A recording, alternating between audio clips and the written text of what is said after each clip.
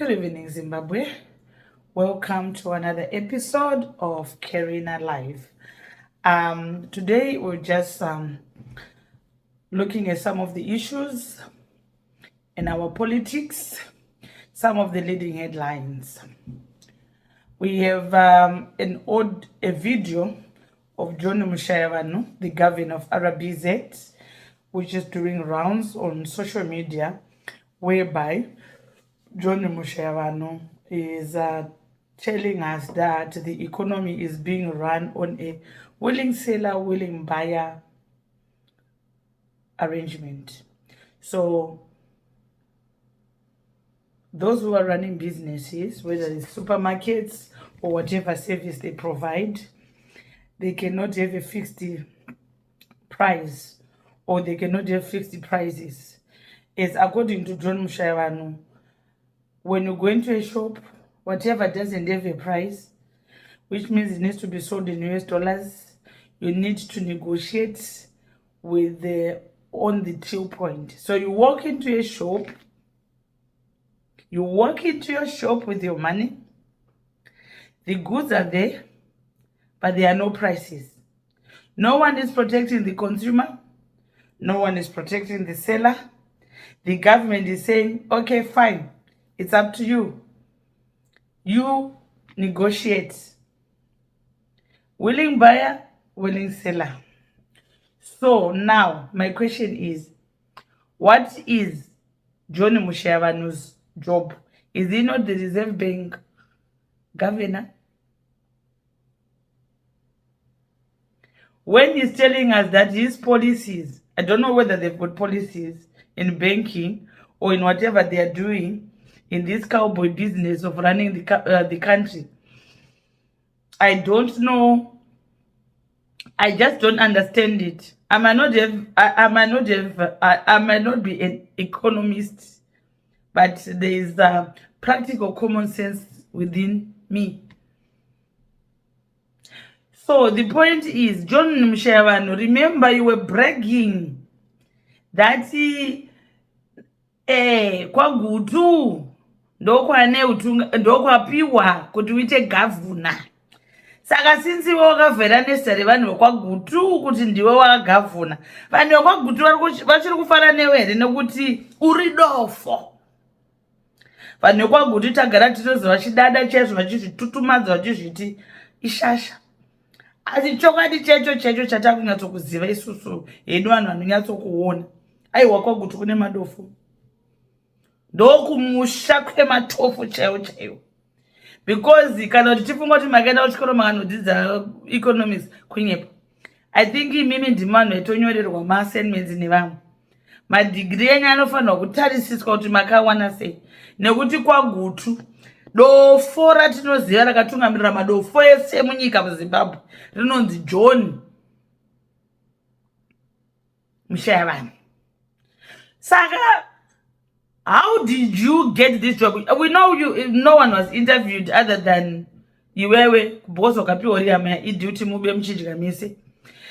Now zakuratidza kuti FBC is a broken bank which has been raiding and looting the coffers of the nation. How could the FBC be a good bank when it was under John Mushayavanhu? That's a lie. John Mushayavanhu is one of the cowboy economists or banker we have come across. How can you tell people people will just leave their houses, no budget, nothing? They'll just go into the shop, maybe want to buy a soap, you don't even know the price. So how are people going to determine how much they need to buy? And then they have to get at the till, and they have to negotiate my price. And then varakashoto vanzwa vachiti handizvoni kuna gavhina idi ari kugona kuita economy. Chaari kuziva kuita neeconomy chii? Achisikoropona zvinhu kuita basa rekudherera US dollar. US dollar munoriziva mimi vanhu vekuZimbabwe vanodherera US dollar kudaro. Saka every month John Mushayavanhu akutopiwa maallowance as a governor, anenge achitopiwa madriver, security, cleaners, vanhu vakachendeswa kuchikoro achinzi ndigovernor wei. Vanhu vezimbabwe hamuna kana hasha. Ini ndotonyatsokuona kuti hamutorina kana hasha kana hamutorina. Handizoni willing buyer, willing seller. Asati ndamboona zvinhu zvakadai, but zviri kutoitika munyika inonzi Zimbabwe. The strange things have been normalized in Zimbabwe. Zvinhu zvatotoziva kuti zvazviite kuZimbabwe zviri normal. How sad is that? How sad is that? Otona mumachitofamba naJohn Mushayavanhu kana vari vese achoti ndiye governor wedu mpinga muchibubudzira mudofo iroro. Uri dofo John Mushayavanhu, uri dofo rekupedzesera uyo. Kuchikurubi kuchina murume uya anonzi hangman. Bosi isusu munyika medu meZimbabwe constitution yedu inoti kune capital punishment, and the capital punishment yori kufanira kushanda kune vanhu vaED vava. Vanhu vari kuparadza upenyu hwevanhu, vanhu vari kuparadza nyika vachinyatsozviziva zvavari kuita. This time whether ED akabva kana kuti chimatsotsi chikwaziva, this time matsotsi ndana Mushayavanhu ivava ndo matsotsi magororo chaiwo ana Guvamatanga, ana Mthuli kubvira kubrokesa ana Barbican Bank, ana Barclays. Mosairove mufanira kubatirwa nyaya dzenyu. Ndimi you are very good candidates for capital punishment. Murume wekuchikurubi hangman anofanira kukusungirirai because matamba neupenyu hwevanhu vemuZimbabwe for a long time. Vana venyu vari kudya, vari kuita everything. Muchiita feja neeconomy kuti vamwe muri kutamba makasa neeconomy. FBC chibhengi chachiya, the same neCBZ, they are just looting the coffers of the nation. They are just looting RBZ. Hapana zvavari kuita mabasa aya kuti mabhengi ndokwavari kubava kuti vane mabhengi anatagwirei nanaivo ana Mushayavanhu nana ED, family of crooks and thieves. Wotozona tagwirei kakamira nezvezvino zvinenge zvetsuro kachiparidzira vanhu kachitaura nezvekwamwari. Hakuna. Ini ndosana singaende kuchechi kune mhombwe, vanhu vakaipa vanenge anatagureve. Unotoona wakabata chechi kana yo Seventh Day Adventist yacho unotoshaya kuti vakakwana here. Vese vanhu vane utsinye muZimbabwe vari kuenda kuSeventh Day vese, even uya anonzani uya wefazi Seventh Day, mpavha gororo, mpavha huri yadzo, mpavha hozana tagwirei chitoti zvezvino zvinenge zvetsuro. Chai chakamira chibata bhebhe ndechekuSeventh Day. Vese vana Mushayavanhu vese wakada kuwanzota nendo panzi Seventh Day, chechi yempavha hozana kuparadza. Zimbabwe chechi, inini maonero angu chechi yato cancer to our nation, because the churches in Zimbabwe, they are complicit to all this nonsense which is going on. Varidzi vechechi vari complicit. Unoona uya anonzi mutendi uyoyo anenge achinzi bhishopu achiimbisa vanhu vake vachiimba zvavanenge vachiimba zvazvo. Iye anenge achimwa whisky popai. Ivo baba vaive vanonzi mutendi vai, nditori nemavhidhiyo avo vachimwa whisky. Ivo baba vaive vanonzi mutendi vaive vanomwa whisky zvekuti chidhakwe popai. Vachipedza kutambisa vanhu vachizerereka ivo votora mari vachinyepera vanhu kuti munhu wekwamwari. Ivo vari chidhakwa hozana. Church is complicit in this maZimbabweans. Aineni zvekuchechi taimega because wadotasa even vamwana vanonzi marole models emusociety medu takavatarisisa kuti ava vari kunzi role model ava. Unotarisa kubvira kuna Akusiria Mnangagwa chaiye, zigadzi rine utsinye riya, zimairara rine utsinye. Inini kutaura chokwadika zvokuti Akusiria ndimai kunyepa chaiko. Akusiria zvinhu zvaanoita zvazva handifunga kuti Akusiria akambobata mwana mudumbu make. Dumbu raAkusiria hadizive mwana. Handifunga kuti Akusiria akambotakura nhumbu mukati meupenyu hwake. I'm saying this, Akusiria haana mbobvi rakaita nhumbu mukadzi yoyo. Kana Shoni naCollins kuti vanova Akusiria hanever chaiko kunyepa chaiko. Ndozviramba. Handizvibvume kuti mai vakayamwisa veve, mai vanonzi Akusiria vakayamwisa veve, mai veve kunyepa chaiko. Dai tazvitarisisa kuti Collins naShoni kana kuti mumwe wacho vese vari 3 vana Akusiria here. Inini mumbireni ndakamira panapa? I don't think so. akusiri akunyepa neutsinye anambobvira dai mukadzi akazvara aiseta utsinye wakada kunyepa chaiko. Vane anonzi Collins anonzi ane vanhu vangani kunyepa. Handifunga kuti akusiri anozvara akana kunyepa chaiko neutsinye una meveve haiwa kana. Munhu akazvara neasina kuzvara unomona akusiri moyo wake wakaipa, moyo wake wakasunama, anambobvira azvara. Kana uine moyo wekuzvara sakazvara kai ini mwene wazvo ndazvare vana vangu tu vandakanyatsokuzvara vandakanyatsokupusha chaiko tu vandakanyatsogarira muhospital chaivo ndainjuswa ndikatovapusha vane vavo. Ndinoziva kurwadza kunoita kuti munhu shuwa ungasiye vana vako chete nemhuri yako ndavafanira kudya. Hakunyepa chaiko akusiriya ansami dumbu rako rakambotakura mwana here kunyepa chaiko hakuna.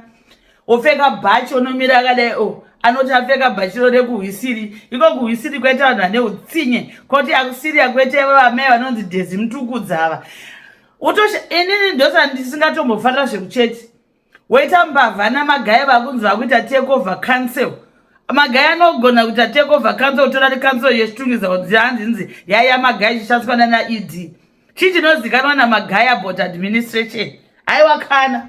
I was thinking about it the other day nini ndakazvibvunza nini ndakagara panapa nini even up to now ndasaka ndazvitaura akusiri yaya kunyepa anambobvira zvaro. Ngaandiradze picture yakamboita nhumbu kunyepa cheko akusiri anambobvira zvaro ana utsinye mhani mukadzi yoyo.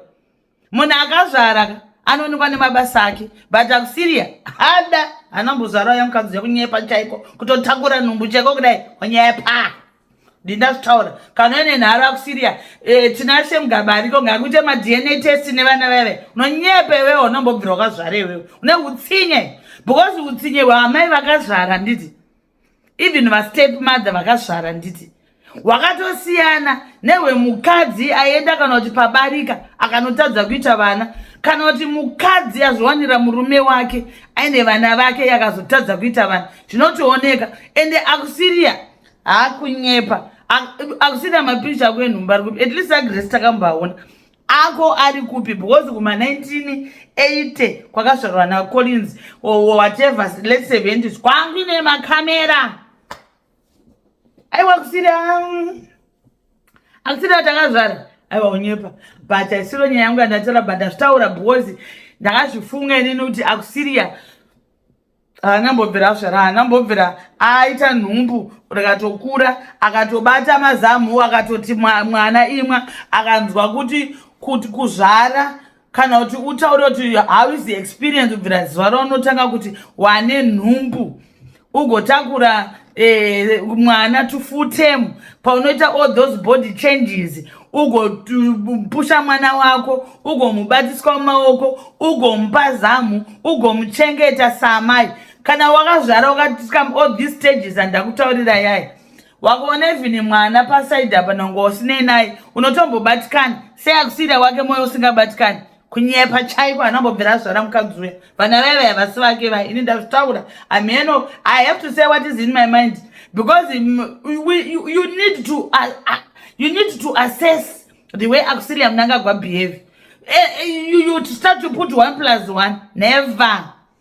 Maivaiva vana moyo wavo waakusiriya ane utsinye kudarika ED totokutaurira iso because ED ka danga ine mukadzi chaiye aini ndoona unge maybe zvinhu zvikadai zviri nani because yaimudzora but mukadzi iye hana kana care. Zvoti akusiriya ndime vashoni naCollins ndazviramba moyo wangu kuzviramba kunyepa cheko hakuna zvinhu zvakadaro hakuna. Akusiriya anambobvira azvara kunyepa ngaatiradze picture 1 yake picture 1 aine nhumbu kana kuti akagara akadaiso akayamwisa because isusu wakatibvunza even mapicture angu kwandakazvarira mwana wangu ndinawo ndopaziva netime ndakazvara mwana wangu ndinotone mapicture ndine nhumbu nditone mapicture mamwe ndichitoyamwisa mwana wangu even aPhoenix even ani vana vangu vese maivaiva kunyepa chaiko haiwa hakuna zvinhu zvakada. Maivaiva vane utsinye handifunga kuti maivaiva vakambozvara ndasiya zveakusiriya nezvanamangunja nezvanamushayavanhu mbavha idzidzi. Imi mazimbe mimi you must know who to empathize with, who to sympathize with, who to stand with. And then the people you are going around and saying, oh, you know, Mthuli Ncube, he wants to leave the country, but Mthuli Ncube, he's been under security services. They are blocking him from leaving Zimbabwe. Let them block him. Let them block him. Where does he want to go? Was he not stealing in Zimbabwe? What whistleblowing? If he wants to do whistleblowing, let him do the whistleblowing once he was in Zimbabwe. During Mugabe's time, did Matema and crew not do with press conferences and what's his name again? What's his name? This one, Mutsangwa. I said I'm a press conference, and it was my whistleblowing press conference to expose Mugabe. So my question is, why are Zimbabweans so naive to that? You want to say, oh, let him Mthuli Ncube leave Zimbabwe? He must stay there. Security forces, you must keep Mthuli Ncube. He is not going anywhere. You must strip him of his passports. Where does he want to go? He messed our country from the time he was running Barbican. He stole from people's investments, people's savings, and he got away with it. And he never said any sorry to those people.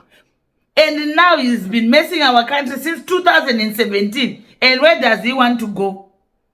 Where does he want to go? If it's true that he's under whatever the secret service, please keep him. He's another candidate fit for the young men at Chukurubi. Mazimba, you must know which people to sympathize and to empathize with. Not Mthuli Ncube, Guvamatanga, Mangunja, Chinamasa, Opamchinguri, Mebo Chinomona, Aidama Shonganyika,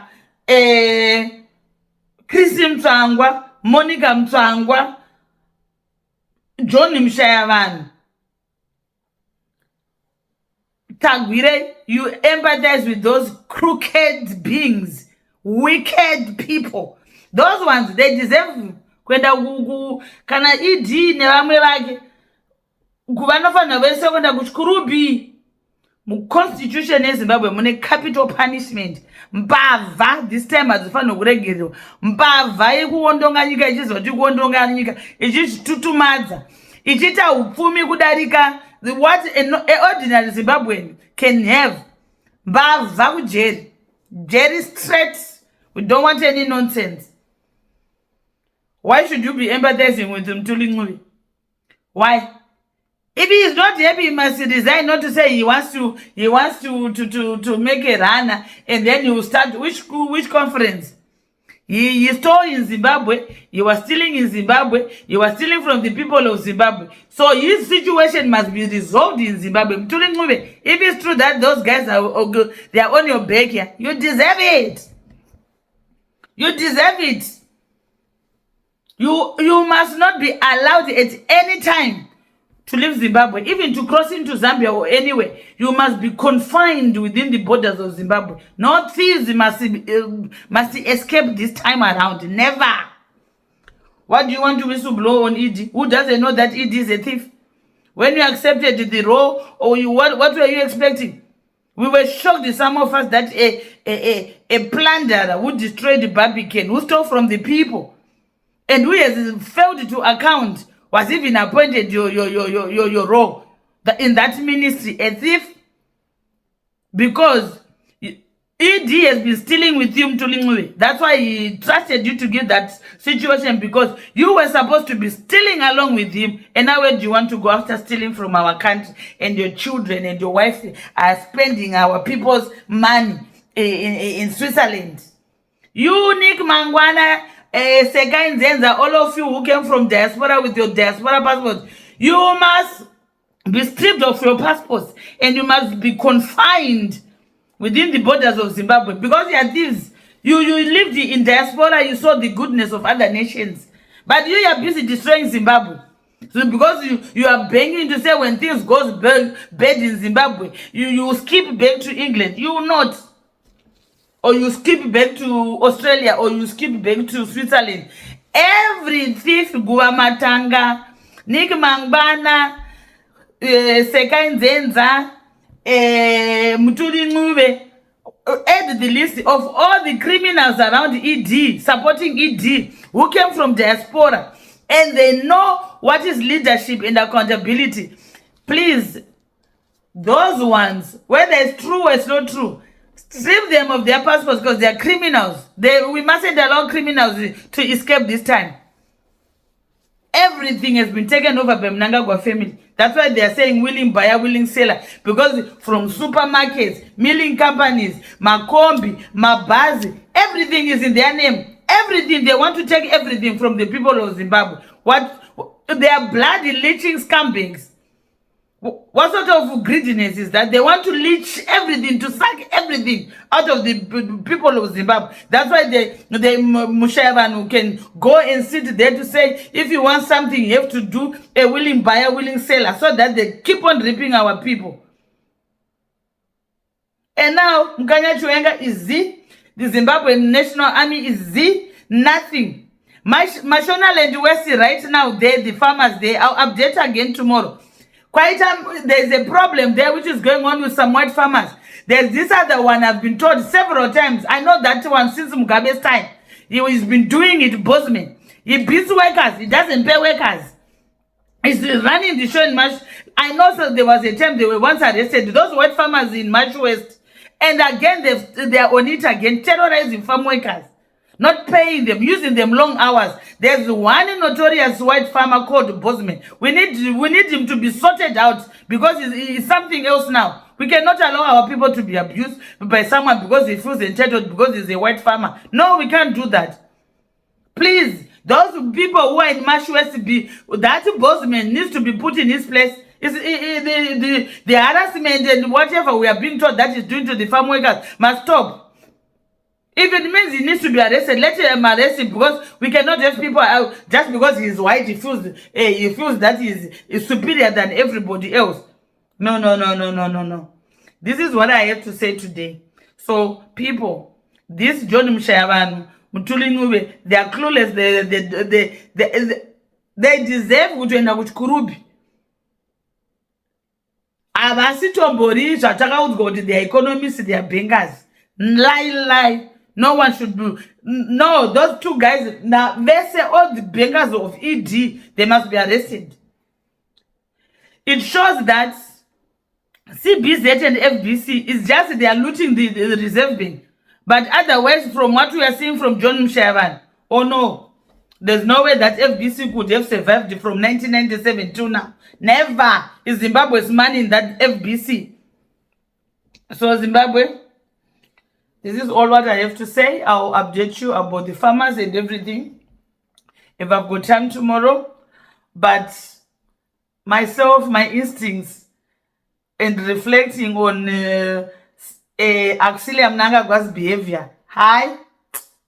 Never. That woman never pushed any child. That woman never breastfed any child. Never. The evil is too much. That's what I think myself. I'm speaking from what I think, just by looking at her, observing how she behaves and the way she is with the people, the way she is rude, the way she is rough, the way she lacks the self-awareness, the way she... That woman never. So Zimbabwe, I love you. Your comrade sister. I'm struggling with my voice, but it's coming back as you can hear.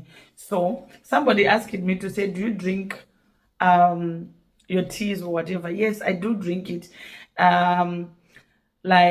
This one is my hibiscus tea, but this one I made it with lime, because hibiscus tea you can drink it hot or cold. So yeah, cheers. I always drink them. I don't throw them away because it takes time to prepare hibiscus tea, because I prepared with the hibiscus leaves straight from Africa, not those ones which have been contaminated and repackaged and stuff. So yes, I'm drinking my hibiscus tea because I want my voice to that's why it's a bit pale today. So have a good night, Zimbabwe. Thank you.